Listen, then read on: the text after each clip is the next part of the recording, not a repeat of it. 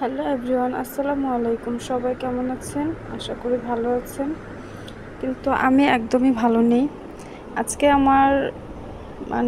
আমার ব্রেন, আমার মাথা, আমার মন, আমার সব কিছুতে খালি ডিপ্রেশন আর ডিপ্রেশন। মানে ডিপ্রেশন দিয়ে এভরিথিং ভরপুর, সব কিছুই। এই ডিপ্রেশনের কারণগুলোই আজকে একটু একটু করে আপনাদের সাথে শেয়ার করি, যদি মনটা একটু হালকা হয়। তো জেনে বুঝে বিয়ে করাটা খুবই একটা ইম্পর্ট্যান্ট কাজ, যেটা আমি করিনি। তো প্রথম দেখেছিলাম হাজব্যান্ড অনেক ভালো, খুব কেয়ারিং। তো দেন যখন বিয়ে হলো, হাজব্যান্ড অনেক কেয়ারিংই ছিল। আমার শাশুড়ি সহ্য করতে পারতো না। আমার শাশুড়ি বিভিন্ন রকমের পেইনফুল কথা বলে আমার হাজব্যান্ডের মাথাটা বিগড়িয়ে দিত। যেমন আমার হাজব্যান্ড যদি আমি অসুস্থ হলে আমাকে নিয়ে দৌড়াদৌড়ি করতো, তো উনি এরকমভাবে একটা কথা বলতো যে জাউরা বোর কিছু হইলে কোনো কিছুই চোখে দেখে না, কেমনে দৌড়াদৌড়ি করব, কেমনে কি করব দিশা পায় না। মানে এরকম কিছু আর কি, কটূক্তিজনক কথা বলতো। এরপর বিয়ের প্রায় লং টাইম, এখন 6 ইয়ার, অনেক কটূক্তি কথাই শুনেছি। আমার বাপের বাড়ি থেকে এটা দেয় না, ওটা দেয় না, সেটা দেয় না। তো এসব নিয়ে বিচার আচারও হয়েছে। আমার বাবা মা এসেছে, আমার হাজব্যান্ড এসব কোনো কিছুই আবদার করেনি। তারাই আমার বাবা মার থেকে বিভিন্ন ধরনের ডিমান্ড করতে চাইতো। আমার হাজব্যান্ডকেও মেবি ব্রেন ওয়াশ করতো, কিন্তু উনি কখনই এসবে নাক কান দেয়নি, এখনও অবধি দেয় না। উনি এমনি আমাকে মানসিক টর্চার করছে খুব, কিন্তু আমার ফ্যামিলির কাছ থেকে কোনো কিছু উনি কখনোই চায় না। আমি আনলেও উনি রাগ হয়, উনি এটা পছন্দ করে না। কিন্তু একটা জয়েন্ট ফ্যামিলিতে শ্বশুর শাশুড়ি যদি ঠিক না থাকে, তাহলে কিন্তু হাজব্যান্ড যতই কেয়ারিং থাক, তার মাথা ব্রেন ওয়াশ হবেই, তার ব্রেন ওয়াশ করতে তারা সাকসেস হবেই। যখনই তাদের এখানে যাবে, তারা বসিয়ে কি বলে না বলে আমি বলতে পারি না, অনেক কথাই বলে আমার ব্যাপারে, আমার অ্যাগেনস্টে। তো উনি আমাকে এসে তো কোনো কথাই জিজ্ঞাসা করে না যে তুমি এটা করছো কি করো নাই, কোনো যাচাই বাছাই করে না। উনি প্রায় এমন রিয়েক্ট করে না জানি কত কিছু হয়ে গেছে। তো যাই হোক, ইদানিং একটা রিসেন্ট যে ঘটনা ঘটেছে সেটা নিয়ে আপসেট, আর অন্যগুলো আস্তে আস্তে আপনাদেরকে বলবো। তো সেটা নিয়ে আপসেট কিভাবে, কোরবানি গেল, কোরবানির গোশত অনেক আমার শাশুড়ি জব করে, তো ওখান থেকে পেয়েছে। তো আশেপাশের আর কি এখান থেকেও পেয়েছে, ওনারা কোরবানি দেয়নি। তো যাই হোক, আর আমি আমার বাবা মা কোরবানি দিয়েছিল, ওখান থেকে আমি ঈদ করে এসেছি, 1 সপ্তাহ ভরপুর আমি খাওয়া দাওয়া করে এসেছি। তো আমার হাজব্যান্ড একদিন গোশত খেতে চাইলো, তো আমি বললাম যে তোমার মাকে বলো, ওনাদের ঘরে তো গোশত আছে, আমি অল্প অল্প কতটুকু এনেছি, এগুলো আমার ছেলের জন্য, এগুলো তোমার জন্য আনিনি, তোমার খেতে মন চাইলে তোমার আম্মুকে বললো। তো আমি হাসতে হাসতে এটুকু বললাম। তো উনি সত্যিই ওনার মাকে বলল যে আম্মা, আমার গোশত খেতে মন চায়, গোশত রান্না করেন।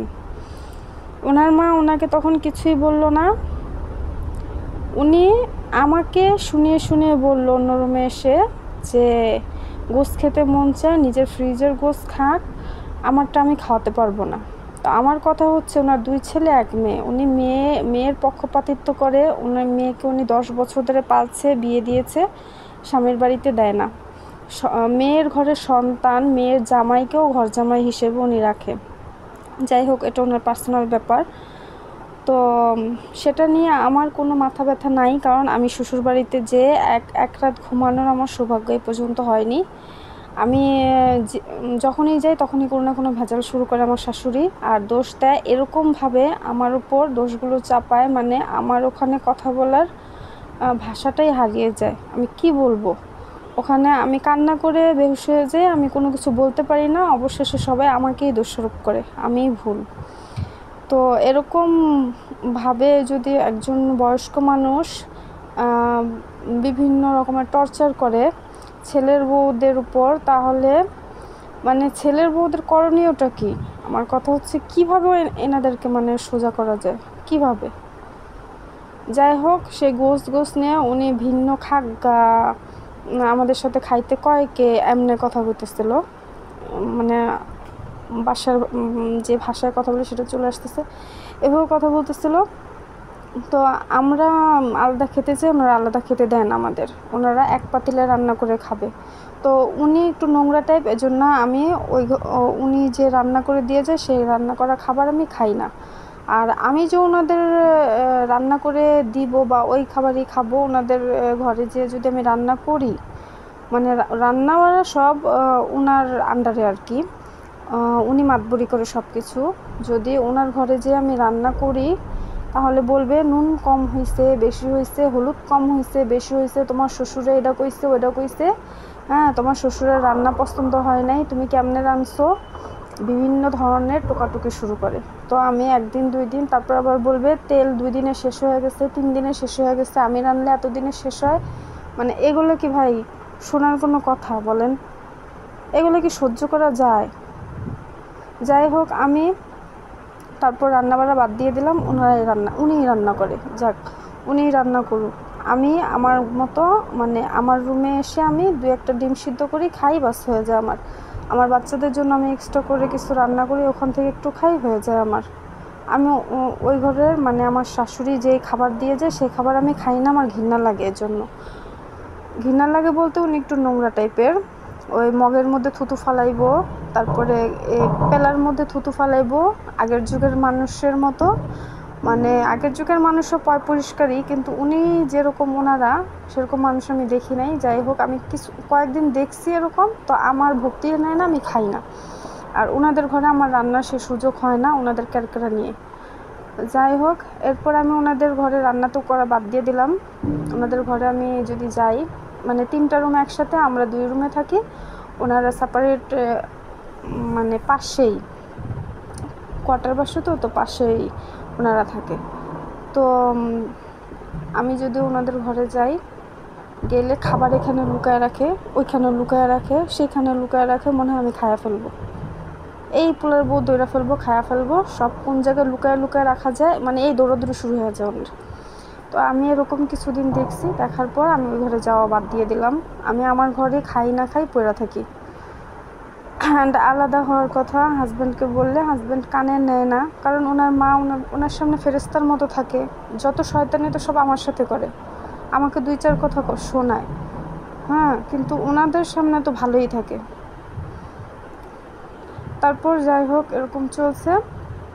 তারপর মাঝখান দিয়ে তো যে গোস নিয়ে 2-4 কথা আমাকে শোনাইলো, ওনার ছেলেরা কিছুই বললো না, কিন্তু আমি মোটেও খাইতে চাইনি, খাইতে চাইছে ওনার ছেলে, কথাগুলো শোনাইছে আমারে, আমি গোস খাওয়াইতে পারবো না, ওনাদেরটা ওরা রাইন্দা করে খাগা, ফ্রিজে যেগুলো আছে ওগুলো রাইন্দা খাগা, আমারটা আমি খাওয়াইতে পারবো না। তাহলে ভাই ওই গোসগুলো কারে খাওয়াবেন আপনি? আমার শাশুড়ির কাছে প্রশ্নটা এটা আমার মনে সবসময় প্রশ্ন, আপনি আপনার ছেলেদের যদি না খাওয়ান, আপনি এই গোসগুলো আপনার মায়ের একা খাওয়াইবেন? ওগুলো আপনার হজম হইব? যদি হজম হয় হোক, আর যদি আপনি 2 নম্বরই করেন, সেটা বেহজম হয়ে অন্য দিক দিয়ে বাইরে যাব, আমি আল্লাহর উপর ছেড়ে দিছি। মানে সামান্য খাওয়া দাওয়া নিয়ে মানুষ এত নোংরাভাবে কথা বলতে পারে, আমি জীবনে কল্পনাও করতে পারিনি। ঠিক আছে, তো ভিডিওটা অনেক লং হয়ে যাচ্ছে, তারপর আমার কথা শেষ হচ্ছে না। এরপর আবার আজকের ঘটনা, আজকে কয় তারিখ? আজকে হচ্ছে 8 জুলাই, সোমবার। হ্যাঁ, তো আজকের ঘটনা, আজকে আমার বাচ্চাটাকে বলছি, বড় ছেলেকে বলছি, তোমার দাদির কাছ থেকে 2 পিস মাছ নিয়ে আসো, ছোটো বাবুর জন্য খাবার রান্না করব। তো আমার শ্বশুরের মাছের দোকান আছে, তো আমার শাশুড়ির ঘরে সব সময় মাছ থাকে। তো আমার ছেলে যে চাইছে, সে বলছে মাছ নাই, কিন্তু মাছ আছে, এটা আমি দেখছি মাছ আছে, উনি বলে দিছে মাছ নাই। এরপর আমার শ্বশুরের কাছে গেছে আমার বাচ্চাটা, ওখানেও বলে দিচ্ছে নাই। ঠিক আছে, চলে আসছে। তো আমি একা একা চিল্লাচ্ছি, আমার হাজব্যান্ডকে একা একা বকতেছে, আমার হাজব্যান্ড ঘরে নেই, তো আমি একা একাই বলতেছি যে আমাকে সব কিছু রেডি করে দিয়ে তো যাবে উনি, আমি এখন বাচ্চাদের তো খিদা লাগে, আমি এখন কিভাবে কি করব? হ্যাঁ, তো এগুলো নিয়ে আমি একা একাই কথা বলতেছি। তো আমার শাশুড়ি আমাকে শোনায় কি বলে, বলে যে ই করছে, এতদিন কাঁদছে গোস্তের জন্য, এখন কান্দে মাছের জন্য। মানে ভাই এসব কথা, এসব মানুষকে নিচে কইরা, এত নিচে কইরা যে এরা কিভাবে কথা বলতে পারে, এসব কথা কি সহ্য করার মতো? আমার তো হজম হইতেছে না। আর আমি 6-7টা বছর ধরে এনাদের সাথে বিয়ে হয়েছে পর থেকে এরকম কোনো ভাষা নাই তারা আমাকে ঘৃণা দিয়ে না বলে, সব সময় তিক্ততার সাথে সব কথা বলে, আমার অভিশাপ দেয়, আমার উপর গজব করব, আমার উপরে এই পড়ব সে পড়ব। তাইলে ভাই আমারে যখন তোমরা দেখতেই পারো না, তাহলে বাদ দাও না, আমারে বাদ দিয়ে দাও, তোমার ছেলের আরেকটা বিয়ে করো, বিয়ে করে তারপরে দেখো সেই বউয়ের সাথে নাকি টিকতে পারো। আর নাইলে তোমার তো ছোটো ছেলে আরেকটা আছে, তারা বিয়ে করাও, দেখো না তাদের সাথে নাকি টিকতে পারো। আমি তো 6 বছর রইলাম, তোমার যে ব্যবহার, তুমি 6 দিন নাকি টিকতে পারো সেটা দেখো। নিজের ভুলটা কেউ চোখে দেখে না ভাই। আজকের যুগে যে আমি এত কিছু সহ্য করতেছি, এখনকার যুগে বর্তমানে মেয়েরা এত কিছু সহ্য করবে না যতটা আমি সহ্য করতেছি। শুধু বাচ্চাদের মুখের দিকে তাকিয়ে, আর কোনো কিচ্ছু না। আমার কান্না আসে, তারপরে আমি কাউকে কিছু বলার মতো আমি কোনো ভাষা পাইতেছি না। কি বলবো, কাকে বলবো? এই হচ্ছে অবস্থা। তো আমি আজকে খুবই ডিপ্রেশনে। আমি ওনাদের কথাগুলো শুনে আমি একেবারে মনে হচ্ছে যে রিমি মেয়েটা যে আত্মহত্যা করেছে, আমার মনে হয় আমি ওর মতো যদি আত্মহত্যা করতে পারতাম তাহলে হয়তো পৃথিবীর যে যন্ত্রণাটা সেটা হয়তো কমে যেত। তো পারতেছি না, শুধু সন্তানদের মুখের দিকে তাকিয়ে কোনো কিছুই পারতেছি না, না এইদিকে থাকতে পারতেছি না ওইদিকে, কোনো দিকেই কোনো কিছু করতে পারতেছি না। মাঝখানে এত বড় বড় বাঁশ খাচ্ছি। যেমন শ্বশুর কথা শোনায়, তেমন শাশুড়ি, তেমন দেবর, দেবর বিভিন্ন ধরনের মানে কটূক্তি কথা বলে আমার অগোচরে। আর সামনে সামনে সে খুব ফেরেশতা, খুবই ভালো। তো এভাবেই আমার দিন চলছে, আল্লাহ জানে কতদিন এভাবে চলবে। কি করে রে, সহ্য কতটুকু করতে পারি দেখি। যখন করতে পারবো না তখন একদিকে সব কিছু মায়া ত্যাগ করে শ্বশুরবাড়ির, তো একদিকে চলে যাব। আর এরকম হতো যে আমার শ্বশুরবাড়ি অনেক বড় লোক, সেটাও কিন্তু না, এত লো ক্লাস ফ্যামিলি। মানে আমি যদি বিয়ের আগে একবার দেখতাম, আমি জীবনও বিয়ে করতাম না এখানে। যদিও আমি আমার হাজব্যান্ডকে পছন্দ করেছিলাম, পছন্দ করেই বিয়ে, কিন্তু ফ্যামিলি আমি যাচাই করিনি। যদি আমি লো ক্লাস ফ্যামিলি বিষয়টা একবার যদি আমি চিন্তা করতাম, একবার যদি দেখতাম ওনাদের ভাষা, আচরণ, কথাবার্তা, আমি জীবনে এখানে বিয়ে করতাম না। তো বিয়ে করছি, সব কিছু মানিয়ে নেওয়ার চেষ্টাও করতেছি, কিন্তু এই যে একজন মানুষ, বয়স্ক মানুষ, আজকে মরলে কালকে 2 দিন কবরে যেতে হবে, এই কথাটা সে চিন্তা করে না। সে দিনটা 24 ঘন্টা আমাকে খালি অভিশাপ দেবে। হ্যাঁ, আমি ওইখানে ধরতে পারবো না, খাইতে পারবো না, আমি নাকি ওনাদেরটা খাইয়া মোটা হয়েছি। আমার শরীরে এমনিই ফুলা, মানে বাচ্চা হওয়ার পর একটু মোটা হয়ে গেছি।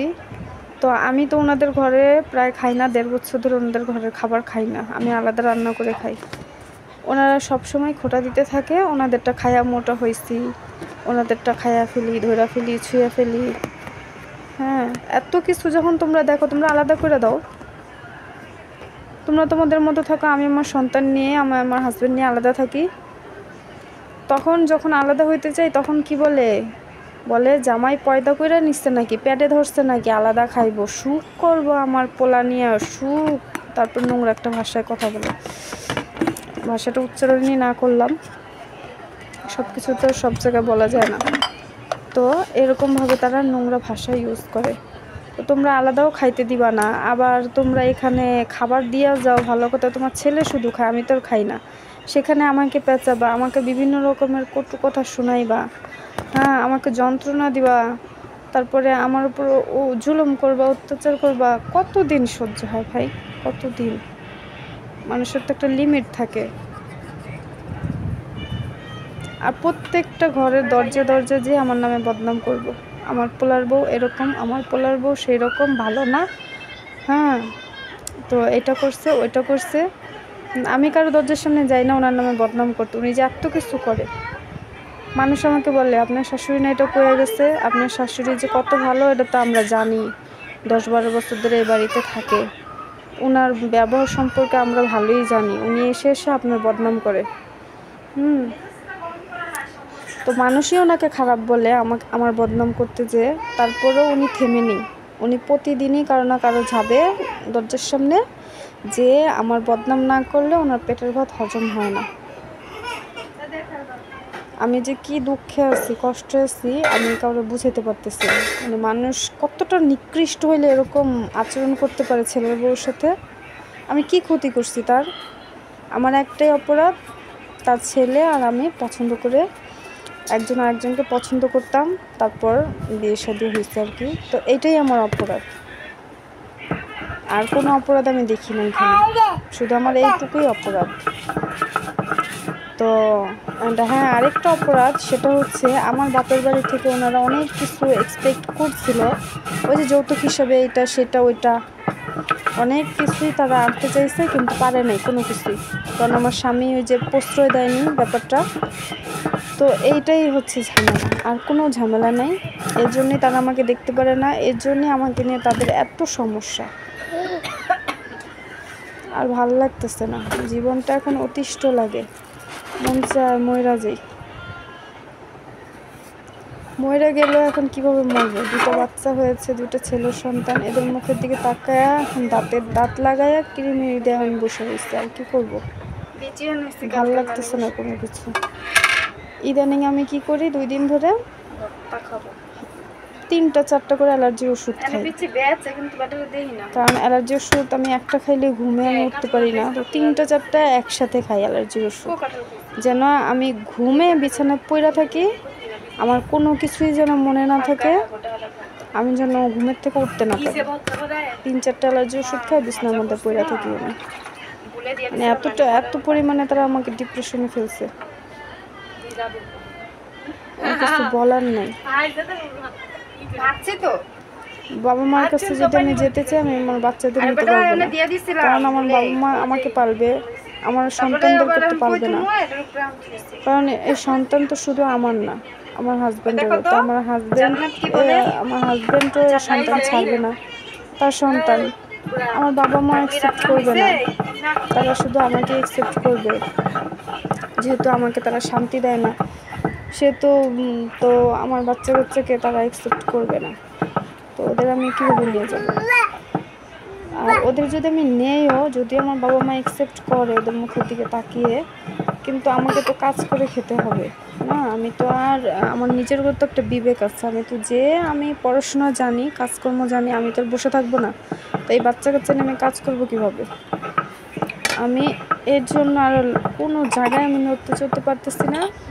আমি মানে ফাটা বসে চিপার ভিতরে পড়ছি। আর আমার শাশুড়ি একজন দিনটা 24 ঘন্টা শ্বশুর বাড়ির লোকেরা আমাকে কথা শোনাইতেছে। মানুষ যে আত্মহত্যা করে কেন করে? শুধুমাত্র এই যে এদের মতো মানুষের কারণে। আল্লাহ দুনিয়াতে এরকম মানুষ না দেখ যারা অন্য মানুষের ঘুম হারাম করে, শান্তি হারাম করে, অন্য মানুষের কষ্টের কারণ হয়। আল্লাহ এরকম মানুষগুলোকে দুনিয়া থেকে উঠায় নেয়, তাহলে দুনিয়ায় শান্তি থাকবে, অশান্তি থাকবে না, কোনো মানুষ আত্মহত্যা করবে না। দিনরাত 24 ঘন্টা আমার ব্যাপারে আজে বাজে মন্তব্য করতেই থাকে, নিজে একা একা বকর বকর সারাদিন করবে, আবার আমার শ্বশুরের কানের কাছে যেয়ে করবে। হ্যাঁ, মানে তারাই কি যে বলে আমার ব্যাপারে, আমি আর মেনে নিতে পারতেছি না এত কিছু। আমি অন্যায় করলে মেনে নিতাম, কিন্তু অন্যায় না করে এত কিছু মানতে পারতেছি না। কী করবো বলেন তো? আর ভালো লাগতেছে না আমার। অনেক কথা বললাম, আজকের মতো এই পর্যন্তই। সবাই ভালো থাকবেন, সুস্থ থাকবেন। আল্লাহ হাফিজ।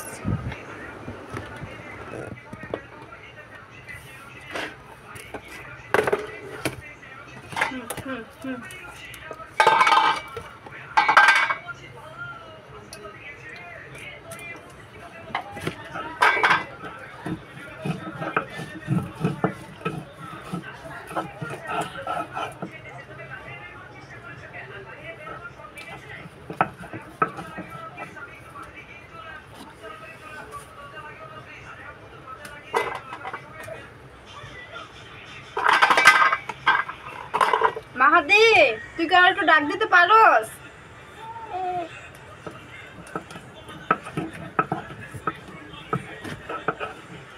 যাও এলো খেলো গা, যাও।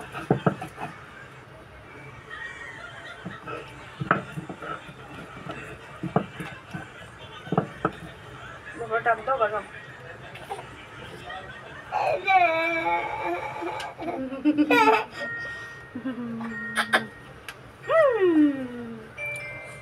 তো অনেক ঝাল, খাওয়া যাবে না। তুমি খেতে পারবা না আব্বু? মুড়িস মুড়িস কি ঝাল। নামটা করলো না।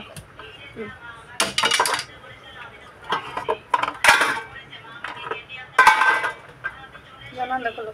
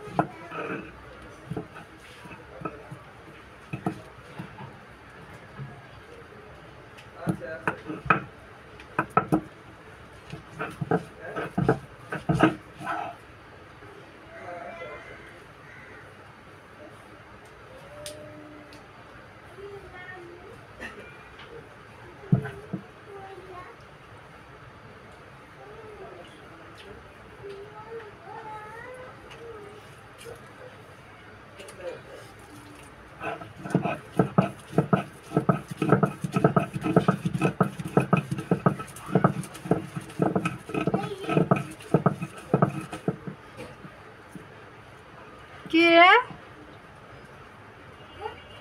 কি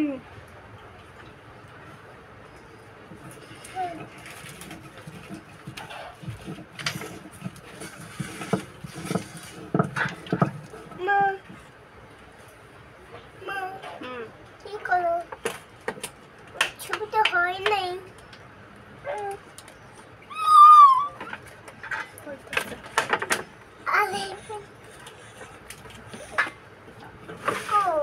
এই যে তুই আইছিস না, এখন আবারও আইছে। তুই আইছিস কেন?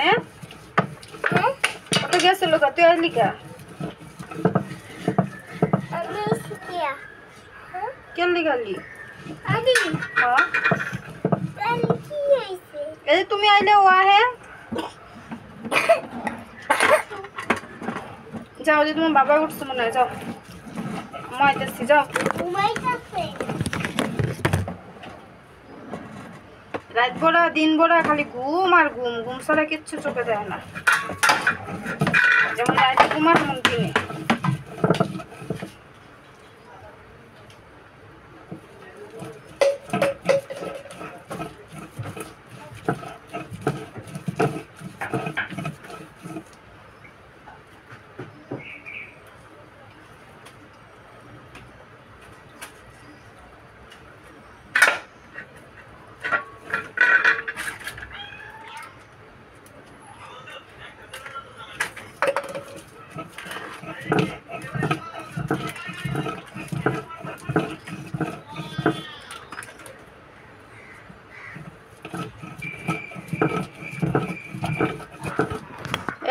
এই হাসান,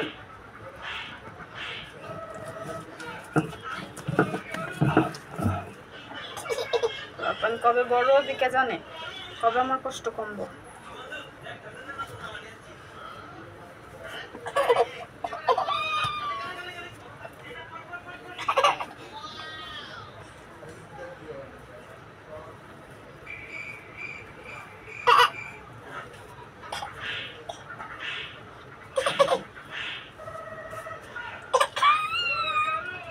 কলজার মধ্যে ঢুকা যা, কলজার মধ্যে ঢুকতে বাকি আছে, বুঝবি?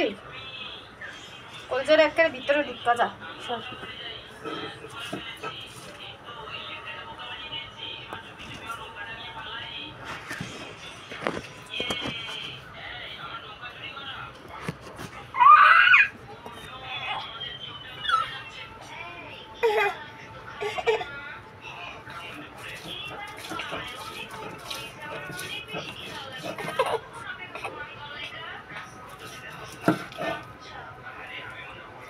মিনিটের কাম 1 ঘন্টা লাগে।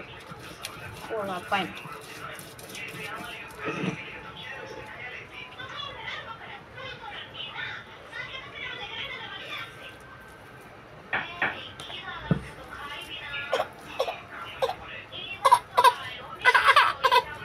ওই যে এই যে মায়ের একটা মাটিতে পড়বো না একদম, মায়ের হবে, শুধু মায়ের হবে, আর কোনো কথা হবে না, বুঝছো? দেখো দেখো হাসান,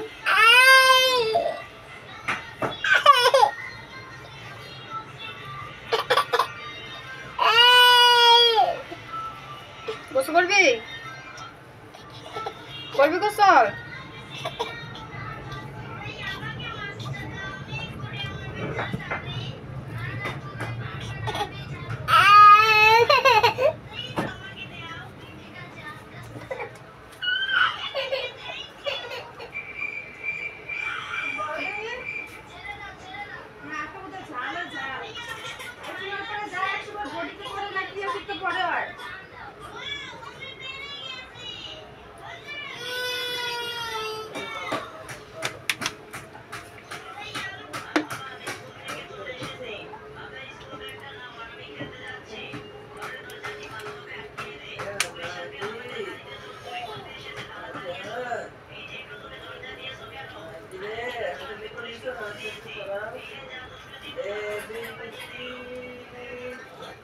Obiskowy, ale no,